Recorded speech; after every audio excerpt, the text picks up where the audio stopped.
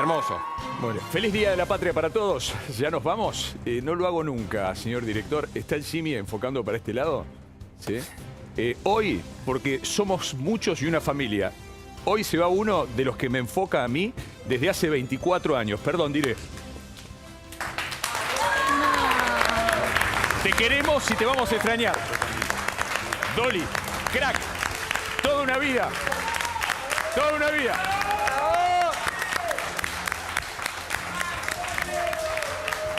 Y a ver,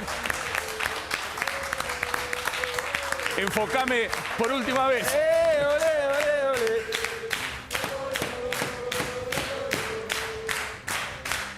Olé. Acá.